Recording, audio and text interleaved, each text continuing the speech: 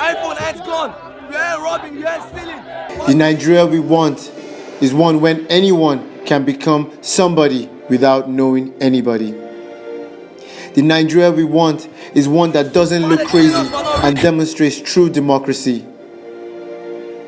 The Nigeria we want is one with security and not one where all must have an exit strategy. The Nigeria we want is the one we placed our hands on our chest to pledge our best. The Nigeria we want is the one we step into our vibrant place as Africa's giant. For all victims of police brutality, Endsars now. And like I've talked about it in the program before, SARS killed my uncle there. Those people who aren't out to protest and feel like cowards or they're not entitled to any of the fruits of the future. I don't like it. If you're listening to this, it's too late. It's too late. It's too late, mate. This is the Skelly and Mayo show. And we're gonna start in 5, 4, 3, 2, and 1. Back on the S&M show, season 3, episode 13. You don't even want to see. There are too many R's, guys. Episode 13. So we were meant to have a special guest today. Hopefully we'll get her another time. Yeah. So, but That's just a big one too. A really good guest. very, very good guest. Probably the guest with the biggest Instagram followership. Probably. Yeah, but anyway, until that time comes, she had some other commitments, so she couldn't be here today. But anyway, Skelly and I were here, and we love being here. I was just the two of us for this show, and it is interesting time. Yes. There's a lot to talk about. In fact, you know what? I actually thought to myself yesterday that perhaps a one-on-one show was better for this moment because our one-on-one shows tend to be like deep dives, introspection, talking about what's going on, and circumstance means that we have that. So I felt the same way as well. I thought because our guest we met, she's a comedian. Yeah. First off, and she'll have things to say. Definitely, 100%. But I was thinking the same thing with you. Like what, it probably would be better if it was just the two of us. And then anyway, so everything happens for a reason. Yeah. That's a plug. That's a plug for the last episode. So not everything happens for a reason. We're making the most of the situation. That's exactly. Yeah. Okay. So Endsars. Endsars. Who saw this coming? I mean, but I know hindsight is 2020, as they say, but there was bound to be a pushback at some point. Some of this stuff. See, guy.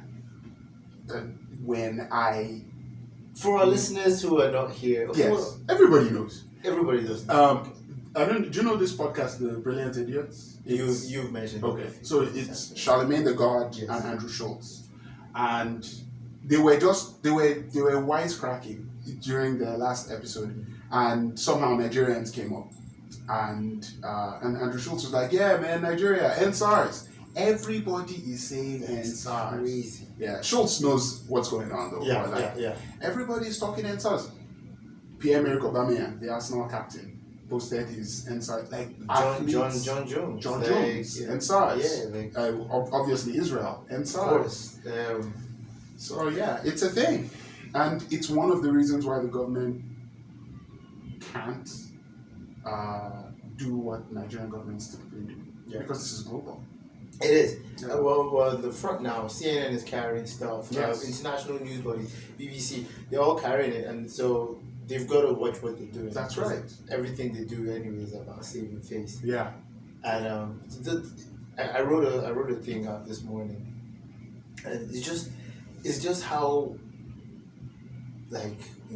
blatant everything has been. It's just almost like a big ass fuck you to us, to the generation. And when I say us, I mean this generation. It's like, you know what, there's nothing you can do about it, and we're going to keep doing it. Yeah. And I really am sticking to that thing where I call 2020 the year of illumination, because the downtime, that lockdown, it it pushed everyone to face their fears, and removed all the things I call distractions. Yeah. All the things that we've used as reasons to not do what or face or do the things we were meant to do got taken away, and then we got to see what life would be, without those things. And it just made made everybody sit up a bit. It's like, what, I'm just gonna own this. Like I've dealt with it now, and I survived this. I'm not gonna let you, the government, like now oppress or kill and just make my life more difficult than it needs to be. And there are little things, little droplets that have led to this point. I think, like you said, the lockdown was a big part of it. Like, it was almost it was almost the icing on the cake. But like, it's not like Nigerians have been talking about this for a while. Yes. Endsars didn't start this year. Definitely it started years ago. It started like 2 or 3 years ago. Remember Files did This Is Nigeria. Yep. They've just been They banned it. Like, there's just been things that have just been piling on. And I think each of us sort of has our trigger. And like I've talked about it in the program before, SARS killed my uncle, basically. And that is the incident that is at the front of my mind the most, but it's not my trigger incident for like, I have to be a part of this. What it is, I don't know if you saw that video. I think I showed it to you. I showed it to you at your house. That girl got shot in the face. Shit. Kai. Dude, man. Nah, man. Dude. You can't. I'll that's interesting. That just pushed me over the rage. I feel like I have goosebumps right now just thinking about it. Just, you did that for what? Why? And you think, I said on our last podcast that when I was saying how I don't believe everything happens for a reason and there's no justice in the world, and I was talking to our mutual friend Banky, and there's this famous phrase that Obama likes to say a lot, and it's the arc of history bends towards justice. And I hate that phrase because it's the assumption that automatically things are going to get better. Like that things will fix themselves. That as history moves forward, humanity inevitably has to progress, and that's not how it works. People force that curve towards justice. If we because you just leave it becomes absolute anarchy. It becomes dog eat dog. It becomes SARS can shoot you for no reason because you're a young fresh boy driving Diana down the street, God forbid, down the bar. But like, so this action is necessary. These people will never give this to us. They'll never give justice to Nigerian people. It'll never happen. And look at how hard it is now. Look at how long this is going on for. Exactly. Forcing their hand. And the president won't even talk to us. Yeah. He won't even talk to us. They will tell Osibanjo, who is the VP, to go and, why am I hearing from the VP right now? Yeah. I respect the man. I'll confess. I love the VP. I like the man. But why are we hearing from him? So it's never easy. That's just the point I'm trying to make. It's never easy. I'm with you on it's that. not easy and it's not inevitable. Yeah. It's not even inevitable that this will succeed. It's people fighting, doing stuff that could make it succeed. So I'm not feeling triumphalist that this is a good thing, but it hasn't achieved. But they're definitely not at the end of the game. We're not there yet. We're not there. And so I'm going to take you back to the beginning. So it's SARS, the Special Anti-Robbery Squad. Yeah. Some division of the police force that is just notorious for inflicting misery and damage on the very people who are supposed to be being protected by them. And it was very interesting that you mentioned that your relative being killed by them wasn't actually your trigger point for what really pushed you. So, because I've had my own run-in with them as well. Definitely nothing in the same scope as what other people have said. But a couple of times I've been picked up by them. I'll just talk about the one particular one. So I was driving around the roundabout, and someone cut the person in front of me off, causing that person to break hard, causing me to break hard. We were fine. We didn't collide with each other, but it caused the rockers behind us. And apparently there was a SARS vehicle, a vehicle behind the vehicle behind me, and they couldn't brake hard enough, and then they bumped into somebody. Probably because they were driving too fast. They're probably driving too fast, probably intoxicated as usual. And then so I just I flipped the bird at the guy who cut us off, and he was on his way in a different direction to myself, and I continued forward, just jolly moving on down the road. And then I see in my rearview mirror this high speed car coming with like AK-47s sticking out the car, and I'm like, oh shit, like where are they going? Whoever they're going for is fucked. And then they stop in front of me, like they flag me down, and I'm like, wait, what's happening? Shit. And I'm like, come out of the car with all these guns pointing at me. And you said something. Okay, your video, because people, I hope you guys all follow Innocent on Instagram. So you did a video with Gatefield, and you mentioned about majority of people saying that the only time they've had guns pointed at them is from SARS, not from armed robbers, not from the actual police. And these are not criminals. These are not. Yeah, these are regular. Yeah. And same for me. I'm trying to think if that was the first time I've actually properly had weapons pointed at me. But yeah, I had at least 4 of these rifles pointed at me. And then they came to the car, like, I'm trying to kill them. I was like, what?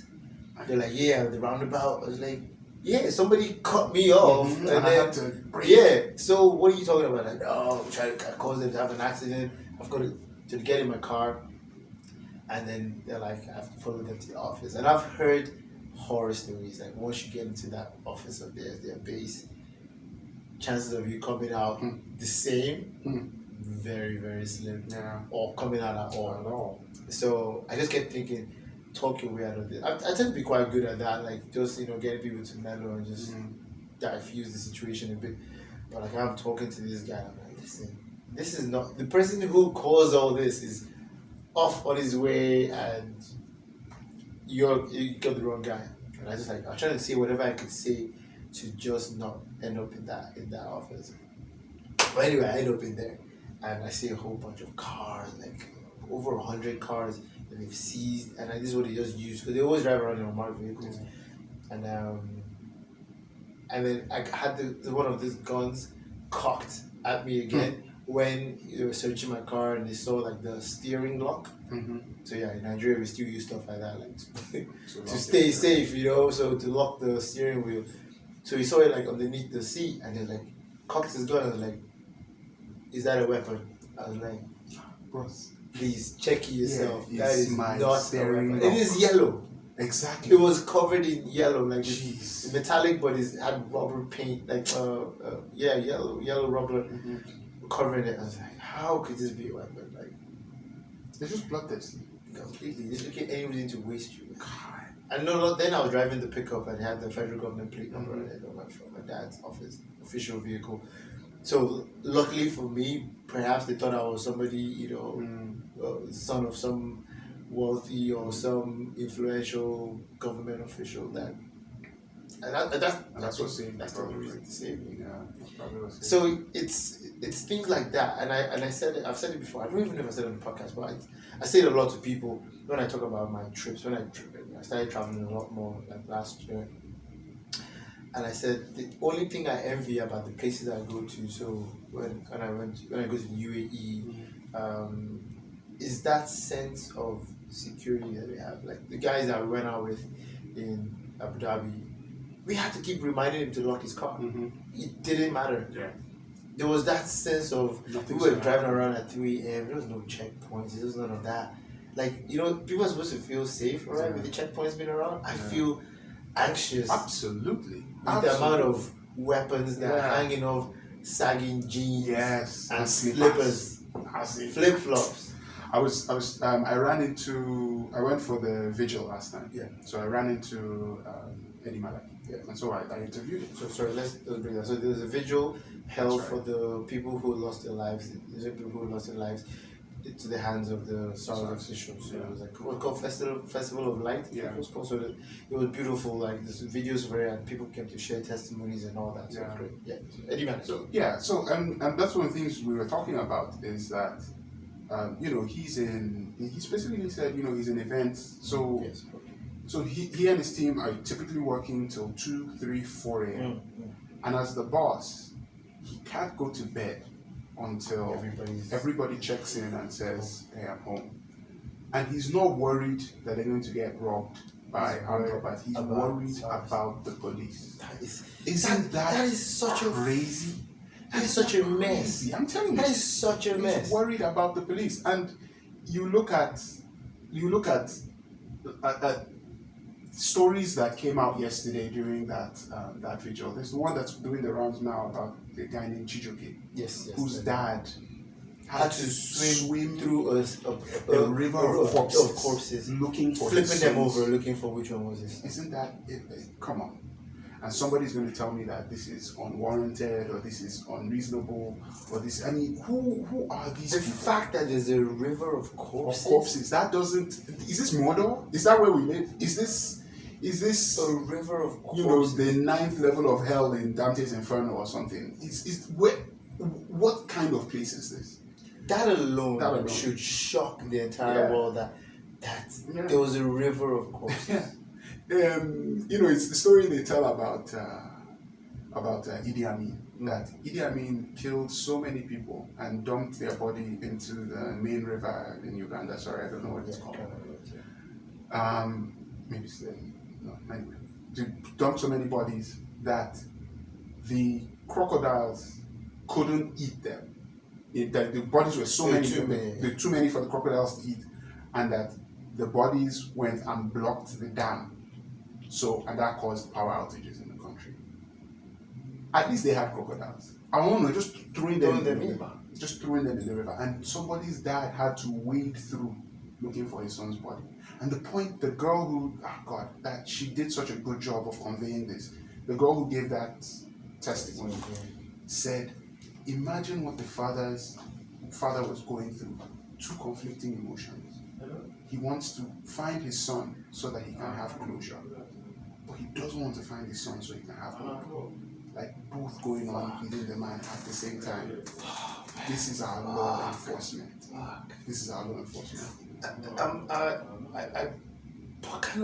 I almost did something just now. I almost apologized for how somber this episode is, but it's what it is, and I need everyone to understand why there's so much pain and why people are out. The numbers are outstanding. There's people out there. My father was stuck in traffic for nearly 8 hours last night because of it. And when I spoke to him this morning, he wasn't even mad. He wasn't mad. He wasn't mad. I was thankful that he didn't need the toilet. He made sure he told me that. Yeah. But then he was proud for what was happening. That's right. Because this is beyond us. Yes. And by the way, this is just one of the problems. Yeah. This is the thing is every revolution, every war, people like to tag it to one thing that caused it, but it's never just one thing that causes it. I always talk about the battle of Troy. And Agamemnon and all that. Agamemnon was trying to fight. So they used the issue of this guy sleeping with the king's wife as it wasn't because of her. It's a pretext. That was just the last bit. And it's the same thing here. There's so much fundamentally wrong. The system is broken, and the break is deep. It's so much deeper than even we can ever know. Yes. And I said it in my message on the gram, but I'm super proud to be in this generation. Super. Well, you're not actually in this generation because you're 48 years old. This is where I say this is where it's us young people who are in the streets. And you're like you're old, man. Didn't they call you pops? You're old. Yesterday? What? I'm sure. You're like, who's this fresh young boy? Like, Say, yo, young pops, boy, what boy, you got? come here What now. you got for us? Come and talk to us now. Yo, Young boy. that's how you conducted the interview yesterday. It's like, hey, young boy, come. Let me interview you. Like, shit. So yeah, you're right. This generation is, and there was even on my drive here, I was thinking, why the old tricks don't work anymore. Partly is, and this is just one of the reasons, but it's that you don't need to have. One of our favorite things to say is people are exposed. Because you've traveled to a few countries, you're exposed. You don't need to be quote unquote exposed. You don't need to have traveled. You don't need to have traveled to be exposed. Yeah. In that, we can all sit around and have a pretty good idea of how things should function. You can. There's so much information you can read about stuff. You're connected. So the idea of what can be and what should be is no longer alien to people. Yes. Like, why? And it's not. And the crazy thing about it is, it's not just that we're looking to the West. It's not just that we're looking. One of my groups, somebody who's on the group, does a lot of business. So glad you brought that up. I'll jump in on that. Sure. Yeah. A member of the group does a lot of business in other African countries. Like, most of the time, she's even in Cote d'Ivoire. And she said she was ranting about Nigerian police, and she said, "Look, go to Ghana and look at police officers. I'm not saying there's no police corruption in Ghana, but the way they present themselves." She said that they haven't buff fine boys. And I know that's a very superficial, of course, but the point stands that these are well-trained guys, probably physically fit, carry themselves with a certain air of dignity and class, care about their appearance, care about the way they present themselves to the people that they're supposed to be serving. Does any of that apply to Nigeria? Nope. None. And somebody else on the group was saying that. So the point that I'm making with that is, we don't have to be looking at the West. Our neighbors in West Africa down the street are doing this thing. Nigerian police was ranked 127 out of 127. I saw that. Whole world. Statistic. This means Yemeni police are better than Nigeria. Think about Niger has better police than Nigeria. Is that not crazy? That is a crime. Exactly. And then you also look at. You also just look at stuff like somebody else in the group was saying that the tragedy of it too is that the police can actually afford to be selective in who they recruit. We have 54 million unemployed young people. Yep. A big chunk of those either have an OND, a HND, or even a bachelor's Set up a police academy where if you don't even have the university while you're serving, you can go there and become a police officer. So we have the capable, smart people are plenty. Yes. Plenty. And but the problem is, even if you select the best of the best from that group and you put them into the system, you're still gonna get the same shit coming because out. They get super corrupt. Because they get turned into the scourge that we know. And it's not that there aren't people are going to bash me for this. It's not that there aren't good police officers. I've encountered good police officers. There are. I know good police officers. Yes. Patrick, our friend Patrick Araba and I were talking yesterday, and there's this. I don't know if you remember Aina. He went to school with us, but he's a cop, and Asuku was. Aina's a cop. Yeah. Oh, okay. And Asuku was recounting the conversation that they had. Yeah. And you just think like, this is a smart kid who's gone into the police force, has seen the crap, and has analyzed it perfectly. It's like he was breaking down that a lot of this money that SARS collects is fed up in the system. So it's not that the officer is keeping everything. For real? We have organized crime as police officers in this country. Feeding money up to, because your superior that's sitting behind the desk, he can't go out and personally extort money. How is he going to get his cut? How is he going to get his own money too? So officers are pushing money up to policemen on the street are collecting money, pushing money up to people higher up in the system. And you just begin to see that, so this behavior is incentivized. I need to have enough to give to him. It's like mafia. If you're an earner on the street, I need to make enough to kick up to my boss. while having enough to put in my Myself, pocket. You're going to make a point. Yeah, because you said something about it's not even about our, we're not even looking up to the West anymore, or we don't have to look up to the West, and it's such an interesting time because, the way it is, the West is doing poorly. Yes. The US is a mess right now, and I think that's also part of it. Like, I think that used to be a distraction before as well, where we look at that's a long way to go. But we've seen the giants struggling now. Yeah, with this same issue. And then like, you know what, we need to fix this. So with the same issue, so how the Black Lives Matter movement started. With how Corona is being handled, the US is just. I still love my American folk out there. I still love the country, but they're not doing well right now. In the grand scheme of things, the scope of it, it's not an insult. It's just they're not doing well right now. And I think all that is just like, hey, let's just sit the fuck up and just do with what we have. Let's just make shit happen. Yeah, here. Let's just do it. Yeah. And the thing, not all of us like that. Not all of us can run away to Canada. Keep everybody locked in, yes. and they'll just have to fix it. Yes. I think that's a big part of what's going on right now. Just fix it. See, there are people who I've seen footage and I know of people who are enjoying Nigeria in terms of someone was saying yesterday that look, even him, he has been in convoy before, like convoy with police. Yeah. Because his family is trying to go somewhere, he's trying to go somewhere. Yeah. They've enjoyed that, the system. Even they're like, nah, it's BS. Yeah. So it's getting to the point that everybody's sort of realizing that, like, hi man, this selfishness, this thing that has driven so much of what we're dealing with in this country, of just me, as long as me and my family are okay, then there's no problem. You can't, it's what you and I are constantly saying about Nigeria. Yeah. If you and I had $1 billion each, we would spend so much time worrying about not letting certain people know that we had so much money. Protecting ourselves from people who might want to rob us for that money.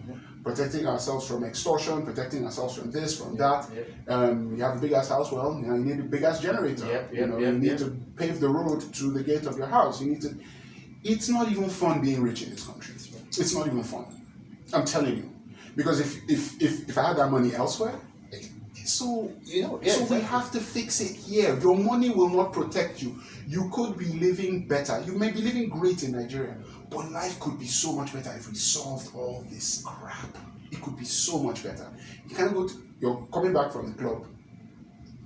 You're enjoying money, you're enjoying life. You're coming back from the club.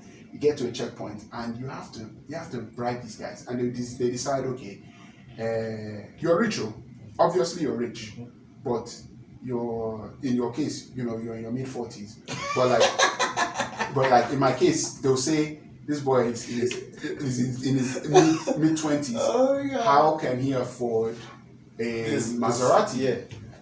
And then that interaction could end with you losing your life. Yes. With all your money. Yes. You're rich enough to buy a Maserati.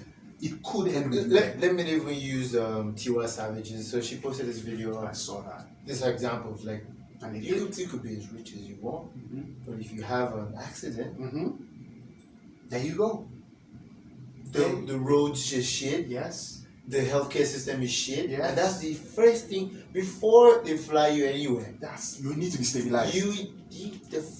The first minute to hour counts for your life. At that point, it doesn't matter. Yeah. It doesn't matter how much money you have. It's still some guy outside the road that might come and pull you out of the wreck. That's exactly what happened to me when I had my crash. Yeah. Yeah. It was. Which ambulance were we going to call? And I know we're straying away from the police issue, but Nigeria is a mess. It's unrelated. We're not straying because, as I said, that's just one part of it. Exactly. And all these little dominoes have been falling. Yes. Since. Yes. Right from all the little celebrities, all the celebrities that have been passing. Yes. From all those deaths to it was all these things where I feel like they're all happening to just kind of pinch us a bit. Yeah. Oh, you love this guy so much. Take it from you. Oh, that hurt. Yeah. Oh, this hurt. Yeah. Then Corona and I can now sit down and think about it. And let it fester in your mind. And some people broke. Yeah.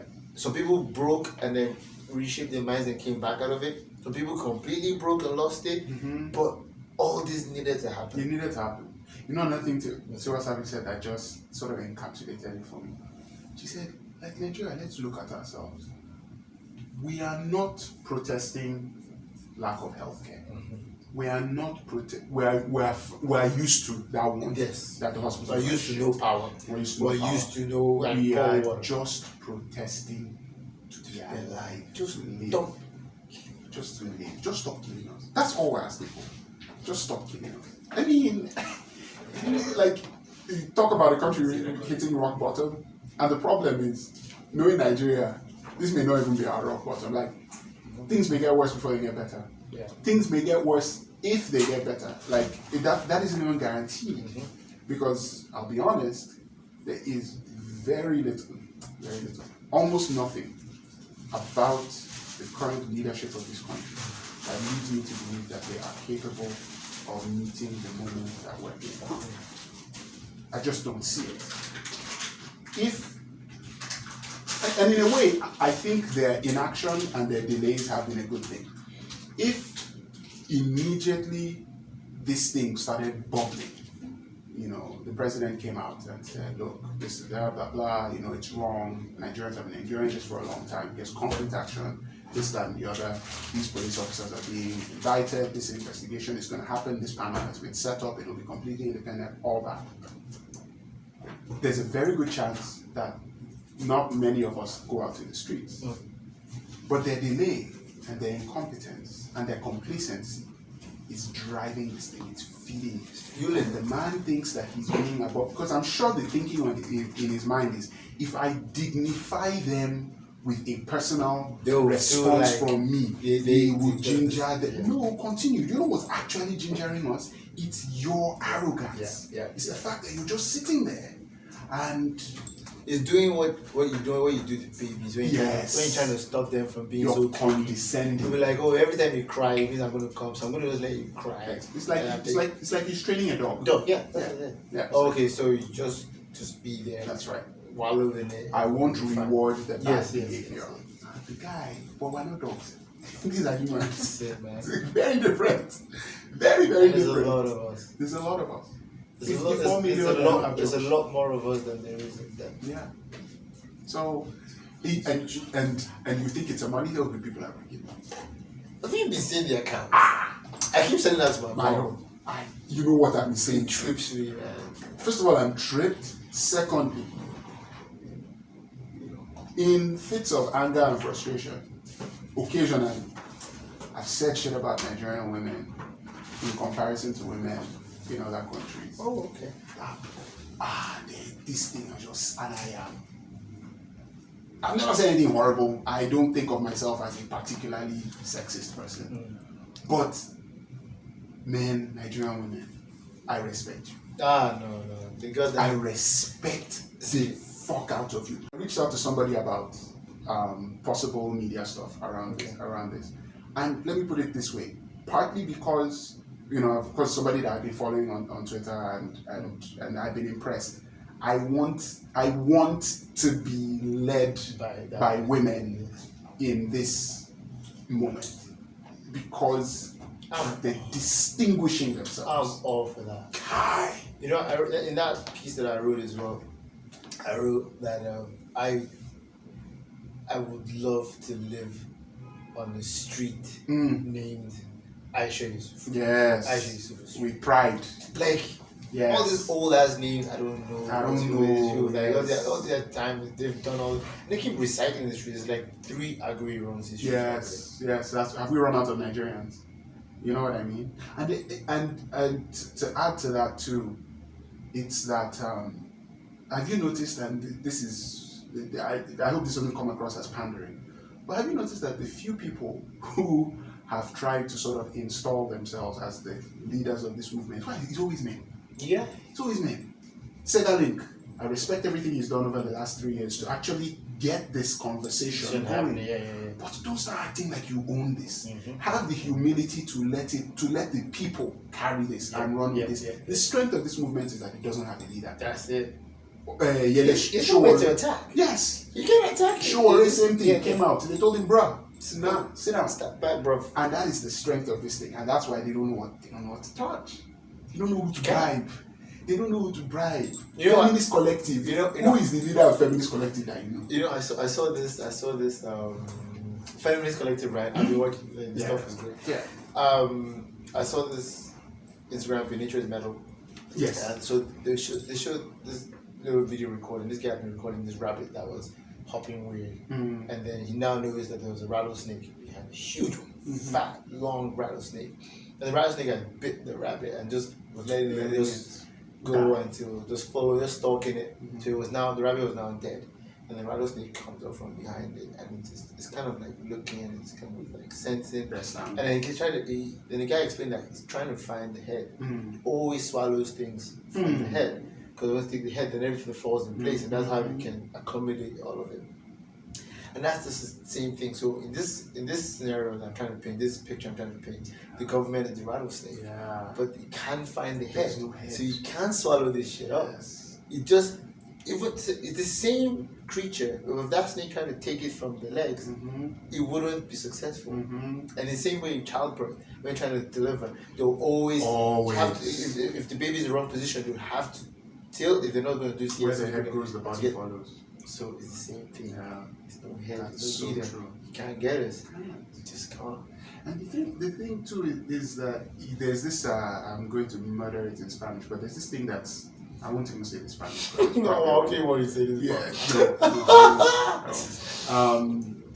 Help your market, man. There's this thing. You're getting old. You need anything that can help you now. Fuck you very much. There's this thing associated with Pablo Escobar and the drug cartels, and it's when they want to co-opt anybody, maybe it's a cop or a judge, make it two offers: plomo or plata. That is bullet or gold. Shit. So if you dodge the gold, if you reduce the gold, if you refuse the gold, you're gonna get the bullet. And that concept, it's like the concept behind when things go wrong in business. Usually, you have two reasons: incompetence or malevolence. It's either somebody is evil or they're stupid or they're incapable. One or the other. And it's the same play. It's a similar playbook with when you want to co-opt something like this. Is you go to the leader, you find the leader, whoever is calling the shots, and it's force or it's wealth. Yes. And in Nigeria, wealth has been really the way to do it. You just hear that this person that was Aluta on the streets, rabble rousing. How do you think? I don't say it. Anyway, there are several politicians that have gone from rabble rouser on the street to the House of Representatives, Senate, and it's because you get brought into the system. You have followers, people listen to what you say. You are causing, come. How much do you think? Is it 500 million? I think. And that's the thing as well, because now even going from the business standpoint, I've said this, I've assumed this is how it starts to become for most people when they reach a certain level of wealth. But it's very, very prevalent here where the wealthy just believe that everything and everyone has a price. And so it doesn't matter what you're saying.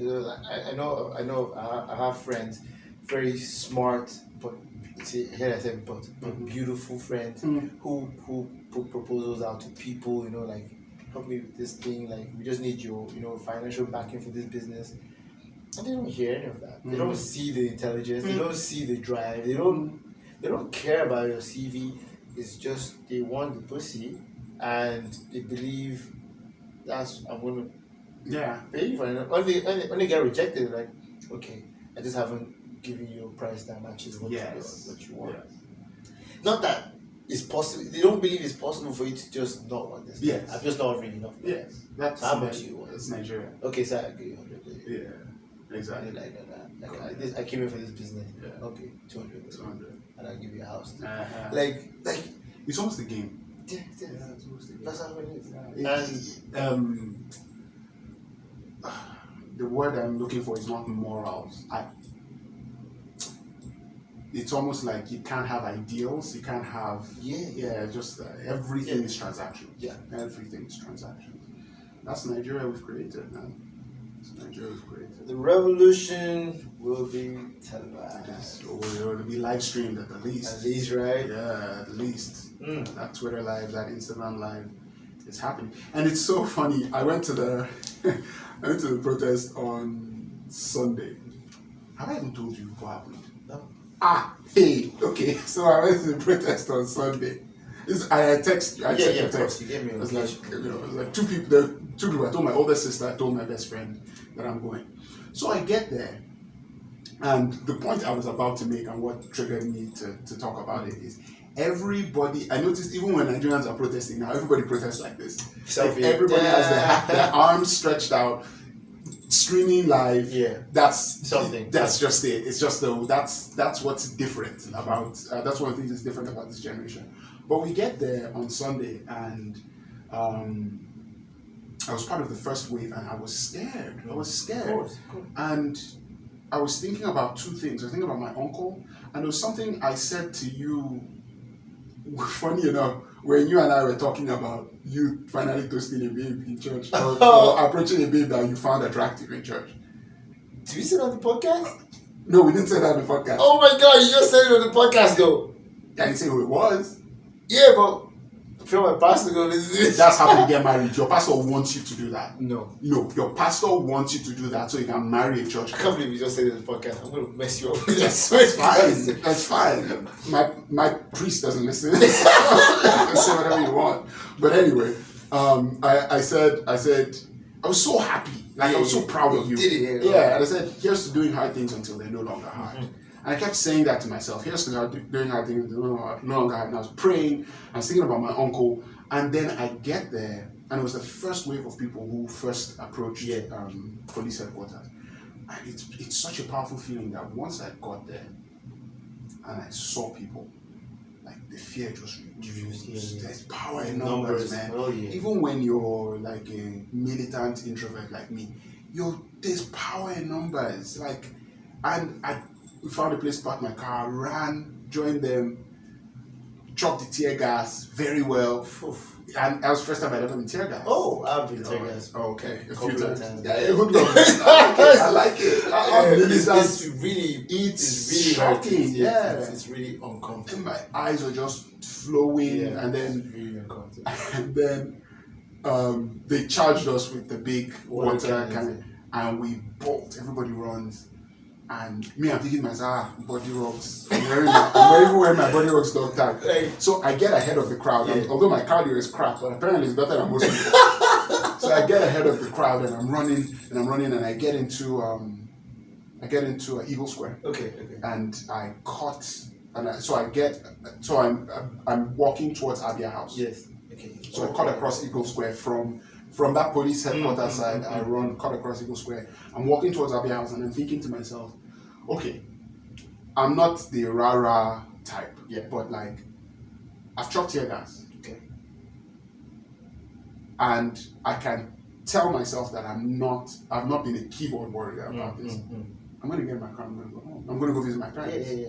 So I'm walking, and then, but there's chaos, you can see people like cars, and then I start hearing a siren behind me, and I'm like, whatever. They don't know. Yeah, and everybody's behind me, and they don't even know if I'm a protester. Yeah, cool.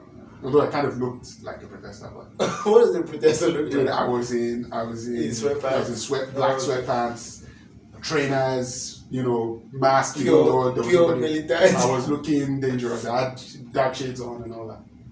So the siren starts getting louder and louder. So I'm like, all right, what's going on here?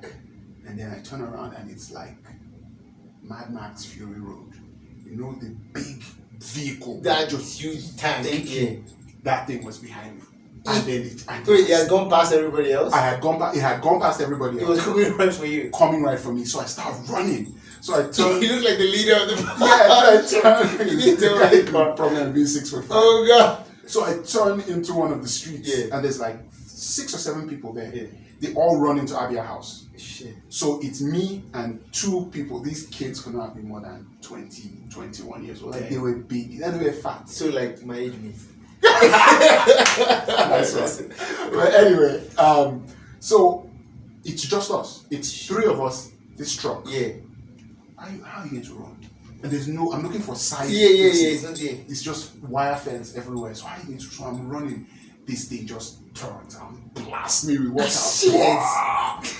Then there's this part C230. Yeah, So yeah. all 3 of us run Like- behind like, it. yeah. Run behind it. So it's a barrier between us Yeah, and the the truck. water. And I was worried that there might be personnel in there who could jump down and arrest us. Oh shit, yeah. So they start, but after a while, they're just blasting the car with water because Didn't they break the glass? They didn't break. It's not strong enough to break. Oh really? Yeah, Okay. yeah. I just imagine to be like It's a full the pressure shell. is strong, Yeah. but like if it blasted you from 10 feet, you wouldn't fall. Oh Yeah, okay, it's not that Okay, powerful. okay.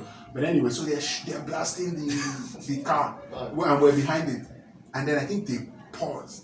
These 2 stupid kids He's not going up and came out now again. got up and ran.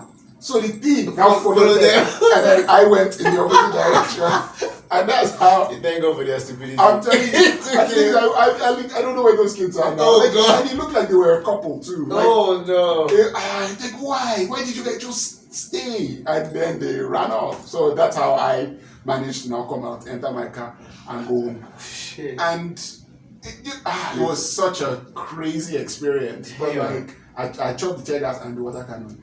And you know, You did it for your country, man. yeah, man. Proud of you, man. And when I got home, turned on the TV, and there was the IG of police announcing that they had dismantled Endsars. Yeah. And it was just this feeling like, holy shit, like I was just Part of told that, that, yeah. I was just like, and then, but we see, and I thank everybody who made that point immediately, because it wasn't apparent to me at first that these guys have done it before. You've said this. They've said this shit before, and we're wiser now. Yeah. And if for those of you like me who weren't wise to it in that instant, yeah. will school you. This is a game for them. Then they now this stupid. They now went on to say, "Oh, we've now formed this one." My brother, like I was like, "You guys are not even You guys are so giving us stupid. any kind of like benefit of that we have an iota of sense." no, Mayo. The problem is not that. The problem is my Banky told me this. He said, "Stop overestimating the intelligence of these Oh, people." that's true. It's The not us. problem It's is not them. us, it's them. They're the dumb one. Like for the fact that they thought that would work, how stupid is that? Do you think that would work? Like you announce SWAT. How do you think that would work? Who thought that was a good idea to announce it? Even if you have sense, you wait 6 months. You just You just let everything lay low. Then it may not even be a press release. You just SWAT will just show up. they really don't read us. Yeah, you know, it does. In fact, they would wait. In fact, I would wait, and then as part of the professionalization of the Nigerian police force, SWAT, then I'll now release pictures of some guys looking really good, like listening, and then now arrange one operation for them. SWAT has captured. stop giving them Yeah, ideas. stop giving them ideas, and then present SWAT as a new, improved face of the police way in the future. But right now, while it's still hot, you now Those exact same maniacs. people- yeah, Yeah. God forbid. Fucking hell. Anyway, so yeah. Man. So there's actually something one of our listeners wanted us to talk about with this. It was like the idea that people seem to be going out of their way to, how would I word this now? To make those people who aren't out protesting feel like cowards, or they're not entitled to any of the fruits of the future. I don't like shit like that. Yeah, so that's what this guy was coming. That's where it was coming from. It's like, it's like there are different ways to go about this. Yeah, he might not be on the front line, but this is his prayers. Yeah. He's also a young professional, Yeah. and yeah, and when he said it, I was like, there's a point there. Yeah. Some people are going out their way, like focus on the protest, and that alone will speak for itself. Yeah. You don't need to go out of your way to say, "Oh, if you're not out here with us, Yeah. then you're not entitled to anything of the." It's BS to me. And this is why. I think I think I would only be upset at people who were doing nothing. Yes. But one of the unique things about this protest and other protests is that a big part of the battle is not just in the streets, it's also online. Yes. Yes. So you think your retweets are easy, and I called myself a keyboard warrior a while ago, but I don't want anybody to think that that's nothing. Mm-hmm. And yes, would I love many more people to be able to come out on the streets? Absolutely. Yeah. But people have businesses to run, people have families, I get it, I get it. There are myriad reasons why people can't come out. But we were talking about the feminist And some collective. people are afraid. And some people are afraid, and that's okay. And it's okay to be afraid. It's okay to be afraid. You went out, but you were afraid. I You said was it. terrified. Yeah. We're talking about the feminist collective, Yeah. right? And how they are managing all this money and doing it so well. Where do you think the money is coming from? It's coming from people who are From working. people, yeah. People out of the country. Yes. People, there's different accounts. Exactly. There's euros, pounds, dollars, Exactly. Ghana cedis. There's all sorts. And where's that? And what's that money doing? That money is buying food. It's buying medical care. It's buying water to make protesting as easy.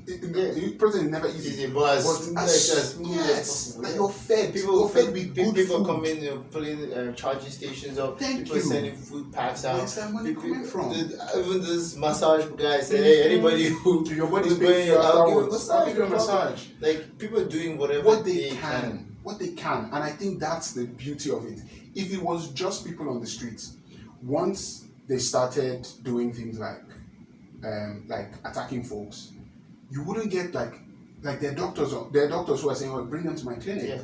I'll treat them." That guy the doctor isn't on the street. Yeah, because if he was there, you That's couldn't right. be Exactly. There are people who aren't out on the streets, but they are at their businesses churning out hundreds of plates of food every day to take to protesters out there. Yeah. And so Or people who are keeping businesses running so that they can still send money so over that they to can you. make money and send over. So this thing is complex and it's beautiful. It's beautiful in its Layers. complexity. So and people should just allow it, understand it as Respect an that. ecosystem Yes. and let the ecosystem be. Yes. And that point you made, it's okay to be afraid. Yeah. I as long as you're not actively subverting this thing and you're supporting in whichever way your courage has reached. Yeah.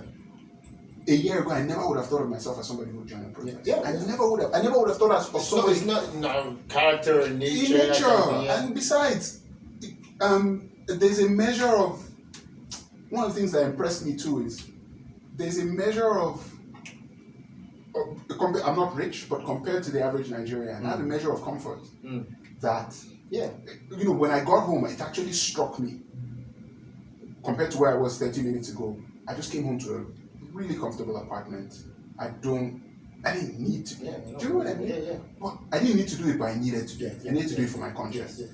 If that's not how, there's several, I guess the long and short of it, there are several ways of expressing yourself and of being a part of this.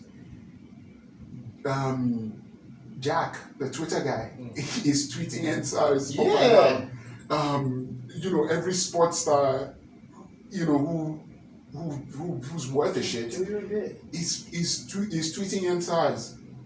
The online, and see, make no mistake about this, when these people in power look at what is happening, a big part of what they're thinking is, this thing has gone global. The online part of this is almost as important as the street part. Yes. In this day and age, it is. War is different now. It's different. Protest is different now. Fighting is different now. Look at what Anonymous is Exactly. doing. Look at The what hackers Anonymous is doing. Getting into stuff. They're doing their part exactly. too. And then the people that I have issues with people are the people who are doing nothing, like you said, but then also making people who are doing something feel like they're wasting their time. Yes, Because that's the people part. like that. A friend of mine was talking to me today. Yeah. And she said her colleague just keeps telling her, why are people young people just out here wasting time blocking Luby? Why did they should go and block? That's It's right. like you see, like Trevor Noah keeps saying this thing. There's no right way to protest. That's what it is. It's That's a what it protest. is. It's to create discomfort, Yes. to express the discomfort that you are in, Yes. and you cause discomfort as well. Yes. But now they're doing it in the most civilized way ever. They're not attacking people. They're not looting. They're not rioting. They're just protesting. They are cleaning up after themselves. Look at that. I love it. If we could be on this, this could end up being a 3-hour podcast. Yes. So I think we've said Got it so excited. everything needs to, but it's a great time to be alive. I'm telling you. And I want to keep telling you, I'm so proud of you for going out a couple of times. And it's not over. And I'm just excited to be alive in this time. Yes. Such a pivotal moment for us, to be in this history.